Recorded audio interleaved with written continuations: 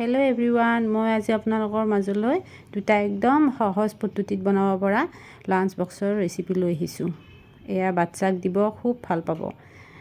হেল্থিও হয়, টেষ্টিও হয়। এয়া মই ইয়াতে ৱাফল মিক্সাৰ, যোনটো চকো চিপছো আছে লগত, মই ফ্লিপকাৰ্টৰ পৰা আনিছিলোঁ। ৱাফল মিক্সাৰটো ভেনিলা ফ্লেভাৰৰ হয়। এইটো 3 চামুচ দিলোঁ বাউল এটাত। তাৰপিছত মই এয়া ফিট ভীমৰ চকলেট ড্ৰিংক 3 চামুচ লৈ ল'লোঁ। এইটো ভীমকলৰ গুড়িও আছে, যিহেতু হেল্থৰ কাৰণেও বাচ্চাৰ খুব ভাল হ'ব। সেয়া মিক্স কৰি ল'লে চকলেট ফ্লেভাৰটো পাব সিহঁতে। তেনেদৰে ইয়াত গাখীৰ অকণমান দি ভালদৰে মিহলাই ল'লোঁ। বেটাৰটো ভালদৰে বেছি ঠিকো হ'ব নালাগিব আৰু বেছি একদম মানে জুলীয়া হ'ব নালাগিব। ঠিক তেনেদৰে কৰি ল'ব। তাৰপিছত মই এইফালে এইটো মই 5-10 মিনিটৰ কাৰণে প্ৰিহিট হ'ব লাগে, মই প্ৰিহিট কৰি থৈছিলোঁ। ইয়াত মই এতিয়া ধুনীয়াকৈ চাৰিওফালে মিলাই পেলাই বহাই দিলোঁ। তাৰপিছত মই ইয়াত ঢাকনিখন লগাই দিলোঁ। তাৰপিছত মোৰ মেক্সিমাম 3 মিনিটছ লাগে এইটো বনাওঁতে। তাৰপিছত মোৰ এয়া 5 মিনিটছমান পিছতে মোৰ এইখিনি ৰেডি হৈ গ'ল। এয়া মই অকণমান মৌজোল দিছোঁ মাজত। তাৰপিছত মই এয়া ৰেডি হৈ গ'ল। ইয়াতে মই কেইটামান আঙুৰৰ লগত মই লাঞ্চ বক্সটো পেক কৰিলোঁ। এইটো মোৰ লাঞ্চ বক্স ৰেডি। নেক্সট আৰু এটা লাঞ্চ বক্সৰ ৰেচিপি। এইটো মই বিলাহী এটা ধুনীয়াকৈ সৰু সৰুকৈ মিহিকৈ কাটি ল'লোঁ।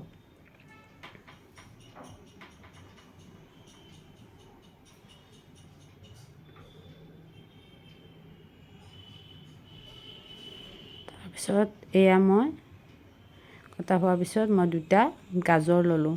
এইখিনি ভালদৰে গ্ৰেটাৰেৰে গ্ৰেট কৰি ল'ব লাগিব।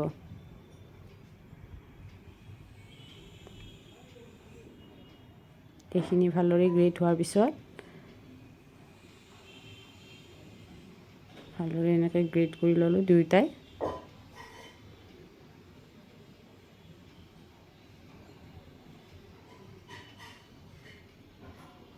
তাৰপিছত মই এতিয়া এটা বাউল ল'ম। বাউলত দৈ দিম। 3 টেবুল স্পুনমান হ'ব দৈ ইয়াত লৈ ল'লোঁ। তাৰপিছত এইখিনি মই ভালদৰে ফেটি ল'ম। এইখিনি ভালদৰে ফেটি তাৰপিছত মই ইয়াত গ্ৰেট কৰি থোৱা গাজৰ আৰু বিলাহীখিনি মই ইয়াতে মিক্স কৰি দিম।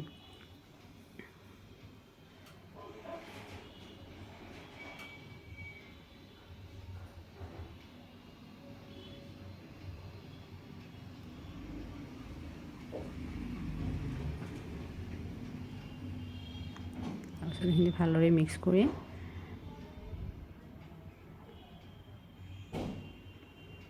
তাত মই অকণমান এতিয়া মই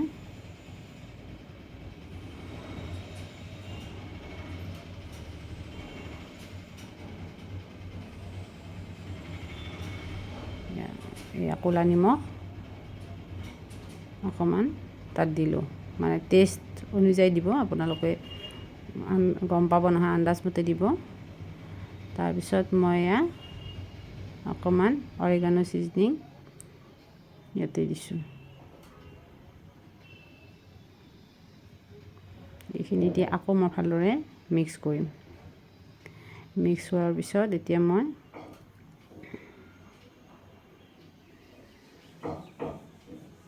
গোটেইখিনি ভালদৰে মিক্স হোৱাৰ পিছত মই এতিয়া ৰাইচ ভাৰ্মিচেলি পেকেট ফ্লিপকাৰ্টত পাই যাব, অনলাইনত। ফ্লিপকাৰ্ট হওক, আমাজন হওক, চবতে এভেইলেবল হয় এইবিলাক। ৰাইচ ভাৰ্মিচেলি মই ইয়াতে ভালদৰে ভাঙি পেলাই, মানে হেৰিত আহে, পেকেটত আহে যে, ভালদৰে এনেকুৱাকৈ এনেকুৱা ভালদৰে মিক্স কৰিব লাগিব।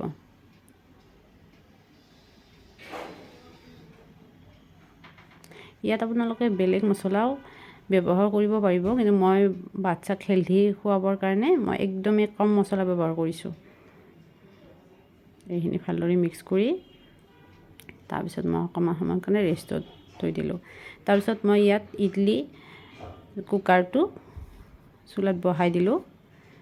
এইখিনি ভালদৰে গৰম হ'বলৈ দিলোঁ কুকাৰত এটা হুইচেল হেৰি কৰাত। তাৰপিছত মই 10 মিনিটমান পিছতে মই এয়া বেটাৰখিনি ল'লোঁ। বেটাৰখিনি ৰেষ্ট কৰাৰ পিছত মোৰ কেনেকুৱা হ'ল চাব, এয়া ড্ৰাই হৈ গৈছে। তাৰমানে যিখিনি মই দৈ ব্যৱহাৰ কৰিছিলোঁ সেইখিনি একদম এবজৰ্ব কৰি লৈছে। তাৰপিছত মই ইডলি মেকাৰটো সেইখিনি আনি প্লেটকেইখন আনি তাত মই এয়া তেলেৰে গ্ৰীজ কৰি লৈছোঁ। তেলেৰে চাৰিওকেইখন গ্ৰীজ কৰাৰ পিছত প্লেটকেইখন, তাৰপিছত মই ইয়াত ধুনীয়াকৈ মানে ইডলি চেপতে তেনেকৈ মই দি দিম। গোটেইকেইটা এনেকৈ চাৰিওফাল মানে গোটেইকেইটা এটা এটাকৈ ইডলি চেপত এনেকৈ ভৰাই ল'ব লাগিব।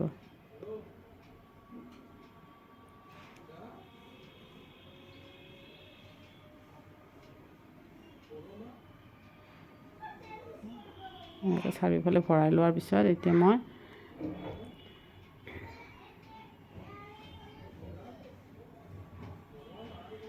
মোৰ এখন প্লেট হৈ গ'ল।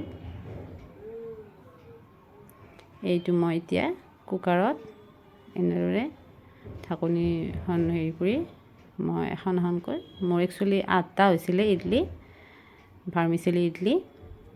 এনেকৈ মই এখন এখনকৈ 2খন প্লেটে বহাই দিলোঁ। তাৰপিছত মই এয়া কুকাৰৰ মানে ঢাকনিখন লগাই দিম।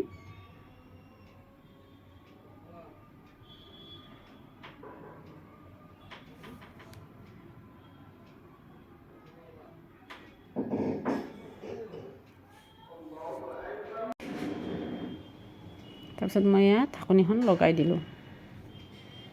এইখিনি এতিয়া মই ভালদৰে উতলিব দিম, মানে কুকাৰৰ হুইচেল বাজিব যেতিয়া হৈ যাব। তাৰপিছত এয়া হৈ গ'ল। এতিয়া ঠাণ্ডা হ'বলৈ দিলোঁ অকণমান সময়ৰ কাৰণে।